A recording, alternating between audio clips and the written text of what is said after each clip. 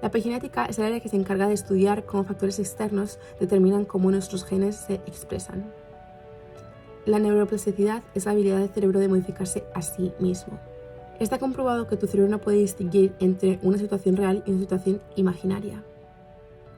Algún día o día 1. 3, 2, 1. Acción. Hola a todos y bienvenidos a otro día más al podcast Pronoia. Mi nombre es Carolina, yo tengo 20 años y estoy estudiando neurociencia y finanzas en la Universidad Americana. Por el día de hoy os voy a comentar cómo tú puedes mejorar tu vida cambiando tus hábitos. Como expliqué antes, yo estoy estudiando neurociencia y yo voy a terminar el grado de neurociencia en este semestre. Así que para una de mis clases tenía que hacer un trabajo de básicamente cómo funciona el cerebro. Así que me parece un tema súper interesante porque sabiendo cómo modificar el cerebro, cómo lo podemos programar, podemos mejorar nuestra vida. Así que en el podcast del día de hoy os voy a comentar y os voy a leer mi trabajo y también explicaros para que sepamos qué cosas hacer para cambiar nuestros hábitos, para mejorar nuestra vida. Entonces, aquí tengo mi ordenador, así que si lo estáis viendo en YouTube, pues vais a ver un poco que estoy leyendo. Si lo estáis viendo en podcast, pues no tenéis que ver nada. Pero básicamente, como os dije antes, nuestros hábitos cambian nuestro cerebro. Las cosas que hacemos todos los días determinan la forma en que expresamos nuestros genes. Por lo tanto, las acciones que realizamos tienen efecto en cómo expresamos nuestros genes, no solamente en cómo nos comportamos, pero literalmente cómo nuestros genes están codificados. Entonces, la epigenética es el área que estudia cómo factores externos modifican cómo nuestros genes se leen. Esto no significa que nuestros genes cambien. Nuestros genes están codificados genéticamente. Sin embargo, estos genes son leídos, son transducidos por proteínas. Entonces, lo que explica la epigenética es cómo factores externos determinan cómo estos genes son leídos y traducidos en la forma física. Por ejemplo, digamos que tú tienes los genes de ser una persona alta, ¿no? Pues tienes los genes y todo genial. Sin embargo, dependiendo con la comida, de la comida que comes o de la actividad física que realizas, estos genes pueden que no se expresen tanto como deberían. Porque los genes los tienes ahí, sin embargo, por tus factores externos como la comida y cosas que hiciste, no se expresen también como deberían, ¿no? Entonces, eso es lo que estudia la epigenética. ¿Qué pasa? Que antes de explicar qué métodos utilizar para mejorar nuestra mente, primero tenemos que entender cómo funciona. Entonces, la epigenética funciona de 3 maneras diferentes. Ahora mismo voy a explicar una cosa un poco científica, voy a intentar explicarlo lo más fácil posible, pero aún así quiero que aprendáis un poco también de cosas científicas, aunque no estéis estudiando neurociencia o nada por el estilo. Y si estáis estudiando algo científico, pues puede que también os interese, ¿vale? Entonces, como dije antes, la epigenética estudia cómo factores externos modifican cómo los genes son leídos. Y esto lo hace de 3 maneras diferentes, ¿vale? La primera se llama metilación del ADN. Entonces, el ADN es básicamente como la estructura básica de información y el ADN determina todos nuestros genes e información genética, ¿no? Es como un código súper largo que explica cómo somos, ¿vale? Entonces, ¿qué pasa? Que es que el ADN, aquí, si estoy viendo el vídeo, pues lo vais a ver, tengo como un collar largo. Entonces, ¿qué pasa? Que el ADN es como así un collar largo y dependiendo de digamos que vamos a añadirle un componente químico, digamos que vamos a añadirle una bolita de color rojo.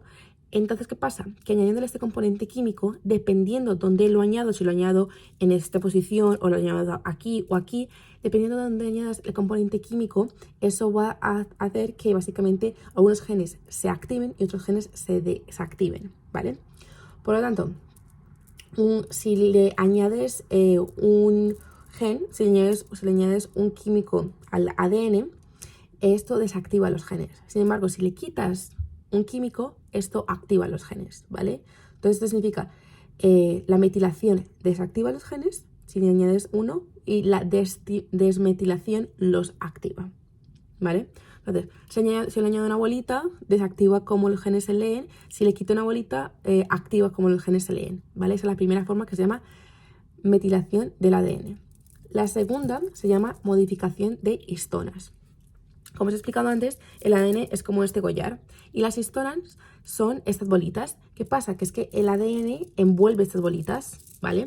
¿Qué pasa? Que si estas bolitas están muy envueltas, así que están básicamente muy empaquetadas, no se pueden leer. ¿vale? Porque lo que pasa es que el ADN, como os expliqué antes, es como esta cadena larga y el ADN es como si fuera un libro, ¿vale? Es como un código. Está escrito y es como es, pero da igual lo que está escrito si tú no lo puedes leer. Entonces, ¿qué pasa? Que ¿quién lee? ¿Quién es el que lee o traduce el ADN? Las proteínas. Las proteínas se encargan de traducir el ADN, ¿no? El ADN habla en otro idioma y las proteínas traducen lo que el ADN está intentando decir en el mundo real, que es como nos lo vemos con nuestros propios ojos. ¿Qué pasa? Que si el ADN está aquí muy empaquetado con las histonas, la proteína no puede leerlo porque está empaquetado, ¿vale? Entonces esto desactiva los genes. Sin embargo, si las histonas y el ADN está un poco más suelto, las proteínas pueden leerlo, por lo tanto esto activa los genes, ¿vale? Y para añadiendo o quitando grupos químicos se pueden activar o desactivar algunos genes, ¿vale? Y la última manera de cambiar a los genes, activándolos o desactivándolos, es con el ARN no codificante. Entonces, el ADN es un código muy largo y el ARN es una copia del ADN, ¿vale? Lo está copiando. Sin embargo, la copia se divide en dos partes. Una parte que se llama ARN codificante, que básicamente es como el que se va a utilizar, y la otra parte se llama ARN no codificante, por lo tanto esa parte no se va a utilizar. La parte que no se utiliza, el ARN no codificante, aunque no se utilice, va a tener efecto en cómo se lee el ARN codificante. O sea, que aunque no se utilice, sí que tiene alguna influencia en cómo las proteínas leen los genes. Y esto puede activar o desactivar algunos genes. Entonces, para resumir, hay tres maneras de epigenética. Primero, metilación del ADN. Segundo, modificación de las histonas. Y tercero, el ARN no codificante. Esto es un poco científico, pero no sé si quería mencionarlo por si a alguien pues, le interesa, ¿no? Entonces, ahora, sabiendo cómo factores externos como nuestro comportamiento o cómo el medio ambiente afectan a nuestros genes y básicamente afectan a nuestro comportamiento, podemos modificar ese tipo de cosas para nuestro beneficio y básicamente para tener la vida que queramos tener. Entonces, ¿cómo funciona esto? Esto es a nivel químico, ¿vale? Micromolecular. Sin embargo, tenemos esto que es nuestro precioso cerebro. Entonces, nuestro cerebro está formado por miles y millones de neuronas.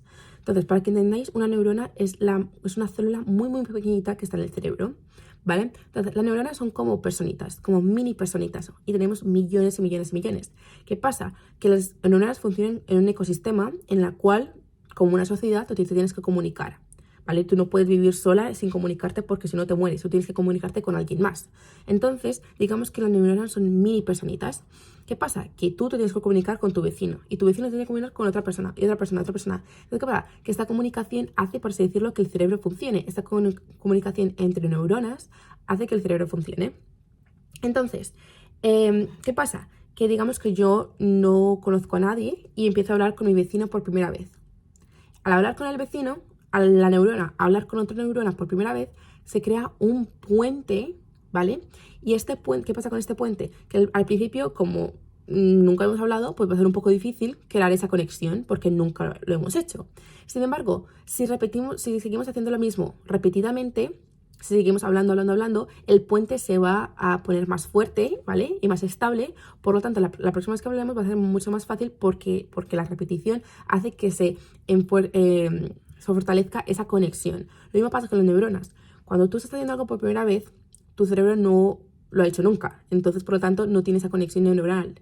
Sin embargo, cuando lo repites y repites y repites y repites, entre neuronas van a crear este puente, esta conexión que se va a fortalecer. Por lo tanto, la próxima vez que lo hagas va a ser mucho más y más y más fácil.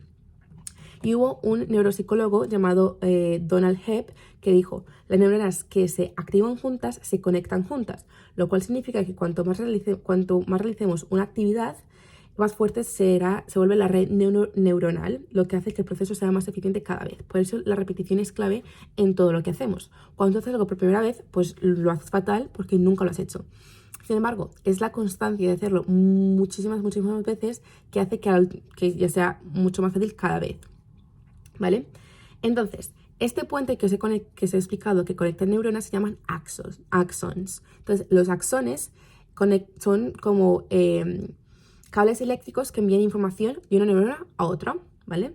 ¿Qué pasa? Que cuanto más repetimos esto, más gorditos, ¿vale? Se convierten los axons, o sea, se envía la información mucho más rápido. Entonces, ¿Qué pasa? Que si repetimos algo muchísimas veces, ese axón se va a poner más gordito y va a ser, por así decirlo, como más potente porque va a enviar la información más grande. La información más importante, perdón. Por ejemplo, aquí tengo mi cargador del ordenador. Como veis, es un cable largo, bastante largo y grueso, ¿vale? Sin embargo, este es el cargador de mi móvil. Veis que es relativamente mucho más corto y de fino. ¿Por qué? Porque es que el ordenador necesita mucha más energía para funcionar que nuestro móvil. Por lo mismo con el cerebro y las cosas que hacemos. Cuando hacemos algo por muchísimas veces, esa red neuronal va a estar mucho más fuerte que una red neuronal de algo que nunca has hecho. Entonces, yo supiendo esto, quería probarlo por mí misma, porque yo soy una persona muy curiosa y no solamente me gusta pues aprender cosas, sino que también aplicarlas a ver si realmente es verdad, ¿no? Entonces yo decidí probar esto.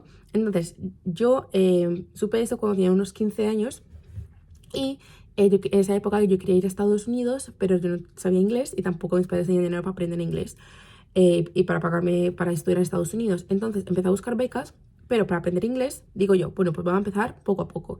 Yo sabía inglés del instituto, que realmente no es mucho, es decir hello, how are you, y poco más, hola, ¿cómo estás? Y un poco más, o sea, es un nivel muy básico. Pero yo realmente quería aprender el idioma de poder comunicarme con alguien. Así que empecé y fue muy difícil, o sea, yo al principio no sabía ni idea de nada porque mis padres no hablaban inglés, nadie de mi familia hablaba inglés, así que estaba yo perdida. ¿Por qué? Porque es que mi cerebro no había hecho esas conexiones, no había creado esos caminos para que mis neuronas se comunicaran en inglés. Entonces al principio es muy difícil. ¿Y yo qué empecé a hacer? Pues empecé a estudiar con Duolingo, que es la aplicación para aprender idiomas, que eso me ayudó bastante, y luego empecé a ver películas. ¿Qué pasa? Que hay un pequeño truco que yo utilicé. Para ver películas, yo cuando quería aprender la gramática, ¿vale? Saber cómo escribir en inglés, yo lo que hacía era que yo ponía la película en audio en español para entenderla con subtítulos en inglés. Al ver los subtítulos en inglés veía cómo están escritas las palabras. Por lo tanto, aprendía la gramática. Sin embargo, si quería aprender la comprensión en inglés, para saber cómo la gente hablaba en inglés, lo que haría era, me ponía la película en inglés, con audio en inglés, pero con subtítulos en español, para aún así entender lo que estaban diciendo. Pero me enfocaba más en oír que en la escritura. Entonces, este pequeño cambio hizo una gran diferencia. ¿Por qué? Porque lo que estaba haciendo era enfocar mi cerebro en una tarea determinada a cada tiempo. Un momento me enfocaba en la gramática y otro momento me enfocaba en la comprensión auditoria. Luego, cuando mejoré muchísimo más, pues lo que hacía era que ponía en la película con audio en inglés y subtítulos en inglés, hasta que me acostumbré y aprendí. Y a día de hoy también veo la película con subtítulos en inglés y en audio en inglés, porque siempre se puede seguir aprendiendo. Entonces, lo que quiero decir es de que al principio me costaba muchísimo, pero poco a poco, tu cerebro va haciendo esas conexiones y lo entiendes. Y realmente lo hace de una manera muy subliminal, porque realmente no es como de un día a otro te levantas y dices, ¡ah, sí, inglés perfectamente! No, es algo progresivo, ¿no? Y también otra cosa que me ayudó muchísimo a aprender inglés es no solamente ver películas, sino poner mi conocimiento en práctica.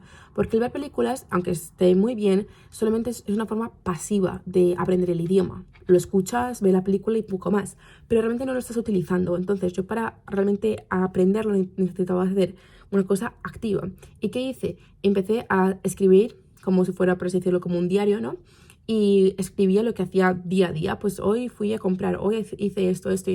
Al principio fue súper difícil porque no tenía ni idea de inglés, por lo tanto me daba cuenta que decía, pues, ¿y cómo se dice supermercado? ¿Cómo se dice cine? ¿Cómo se dice esto? Entonces lo buscaba y lo escribía, y al principio me costó muchísimo, me tardaba muchísimo en escribir. Sin embargo, poco a poco pues me acordaba de las palabras, de cómo escribirlas, de esto, y al final aprendí el inglés.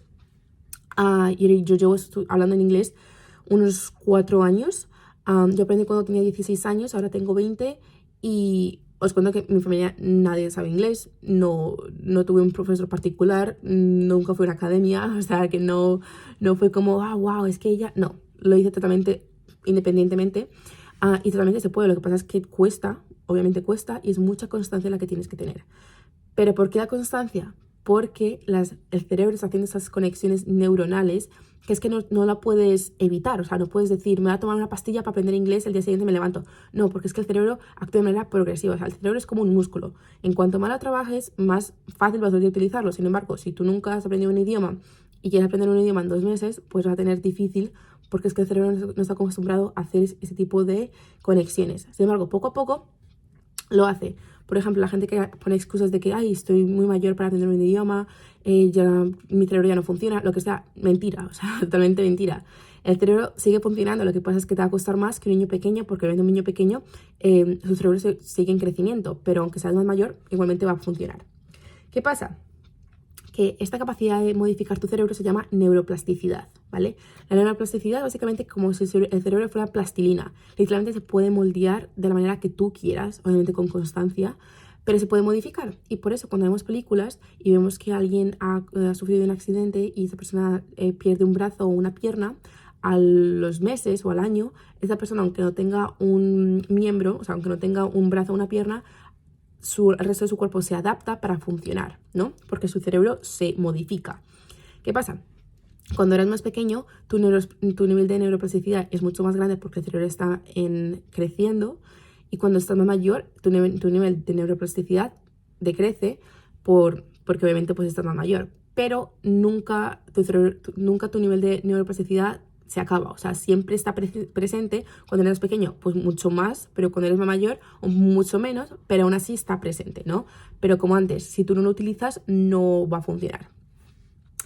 Entonces, sabiendo esto, podemos literalmente reconfigurar nuestro cerebro y entrenarlo para que haga lo que queramos. Hay un libro que se llama Hábitos Atómicos, que básicamente en este libro el autor habla de cómo incorporando pequeños hábitos y quitando pequeños hábitos haciendo pequeños cambios en nuestro día a día, podemos deshacernos o adquirir un nuevo hábito. Y por eso es tan importante tener rutinas y por eso es tan importante incorporar cosas poco a poco, gradualmente. Si tú nunca has corrido, no vas a correr una maratón de 10 kilómetros, tienes que correr primero 500 metros, 1 kilómetro, 2 kilómetros, progresivamente, ¿vale? Porque eso lo que va a hacer es que el cerebro se adapte poco a poco. Y por eso, algunos científicos dicen que para adquirir un hábito nuevo se necesitan 66 días.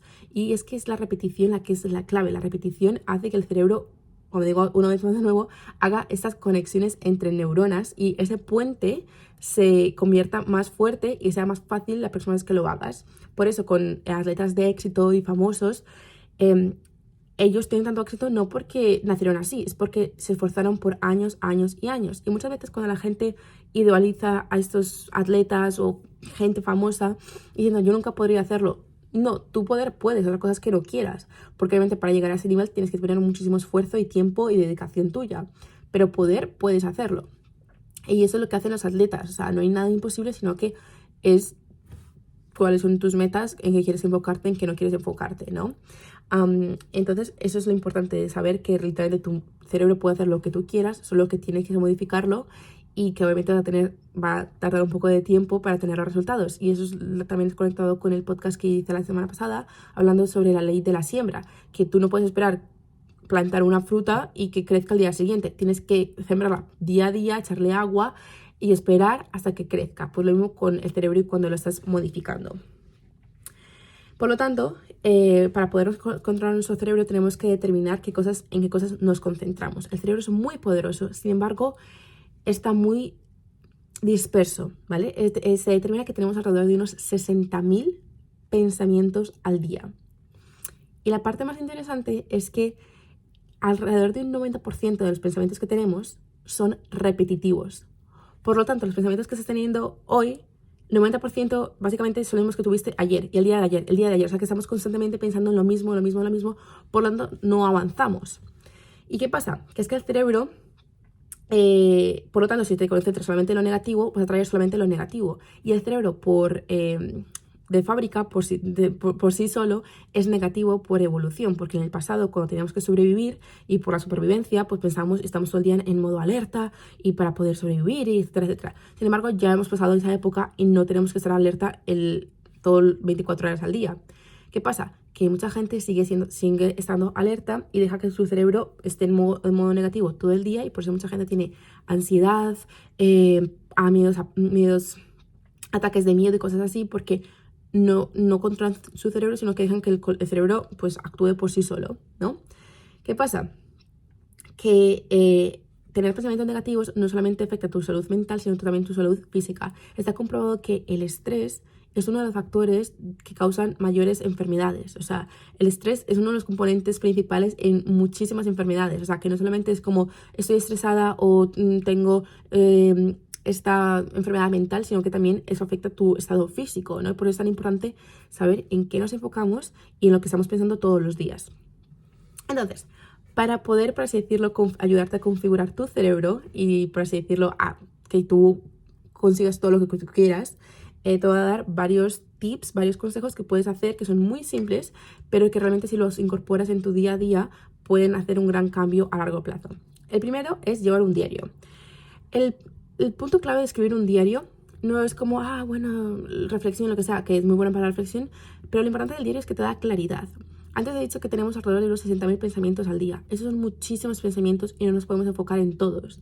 Por lo tanto, al sentarte y escribir las cosas, te da claridad. ¿Por qué? Porque tu cerebro se está enfocando en cosas específicas y al enfocarse en eso, puedes, por así decirlo, determinar cuáles son tus metas, en qué te quieres enfocar, en qué no te quieres enfocar, porque si tú no controlas tu cerebro, el cerebro va a modo automático que es negativo por sí solo.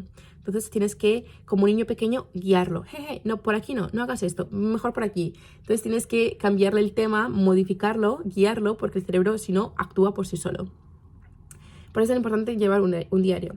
La segunda que todo es la meditación. Está comprobado que la meditación tiene un sinfín de beneficios y te ayuda con el estrés y la ansiedad. ¿Por qué? Porque la meditación es realmente estar en el momento presente. Y mucha gente piensa en la meditación como algo muy complicado, que solamente los monjes pueden hacer o los budistas. Es súper, súper, súper fácil. La meditación es básicamente te sentarte en un sitio tranquilo, si puedes, en un sitio tranquilo, en silencio y ya está. Nada más, sin música, sin nada, solamente sentado. ¿Qué pasa? Que obviamente cuando estás sentado, pues tus pensamientos van a empezar a fluir, vas a empezar a distraerte, pensando en las cosas que tienes que hacer, las cosas que hiciste, bla, bla, bla. No pasa nada. Cuando te des cuenta que te has ido del tema, vuelve otra vez a centrarte donde estabas y quédate ahí por unos 5 o 10 minutos, por cuánto tiempo puedas. Pero una cosa que te ayuda mucho a centrarte en el momento presente es la respiración. ¿Por qué? Porque la respiración, o sea, te lleva al momento presente, te lleva a la tierra. Yo mismo estoy hablando, pero no estoy pensando en respirar. Sin embargo, si me paro a empezar a respirar, me doy cuenta de cómo mis pulmones crecen, cómo inspiro aire, etcétera, etcétera. Por eso la meditación es súper, súper importante.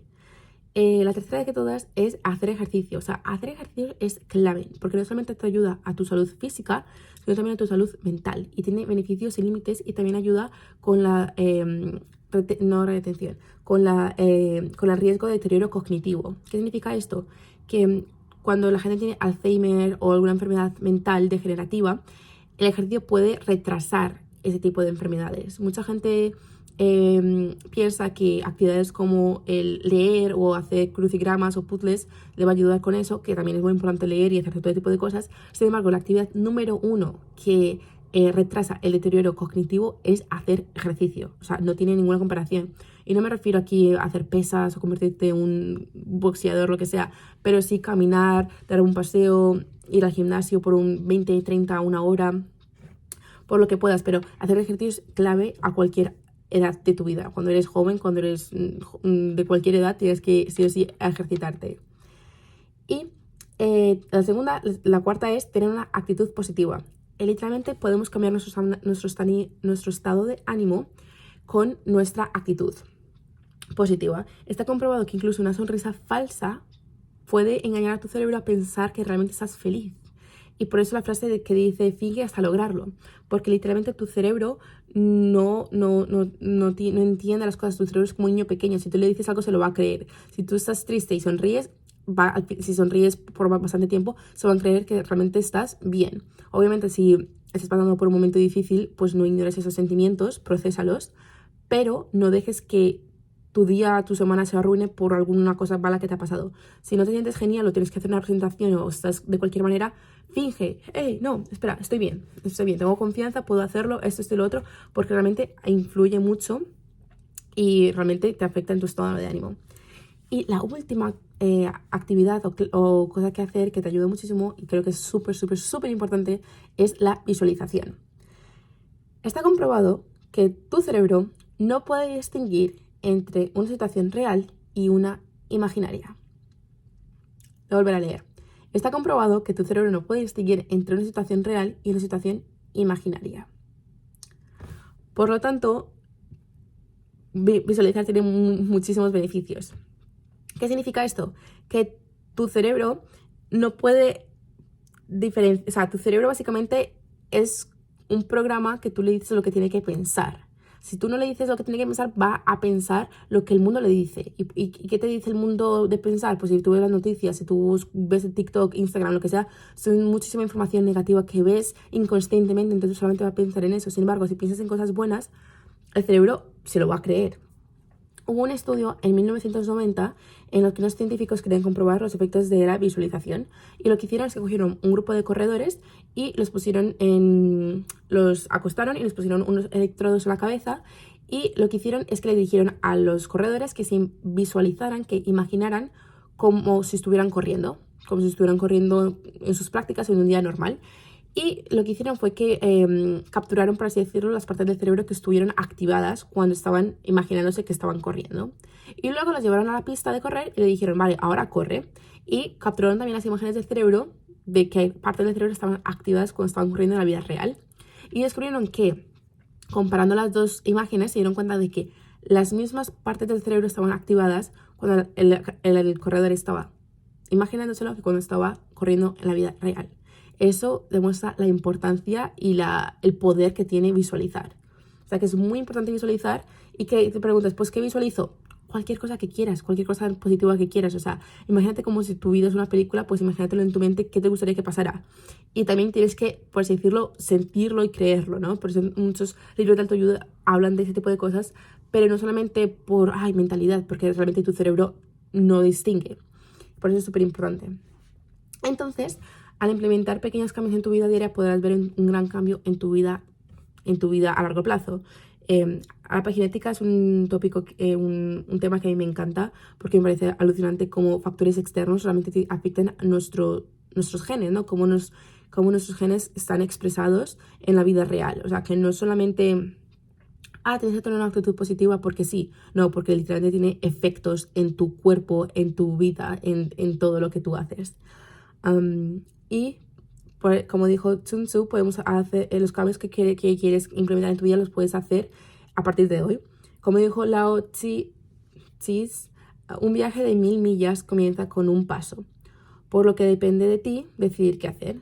Después de esta charla, tú puedes tener dos pensamientos: algún día o día 1. Muchísimas gracias por escuchar este podcast. Espero que os haya gustado, espero que hayáis aprendido, espero que os haya inspirado. A mí me encanta la neurociencia y cómo la podemos aplicar al día a día.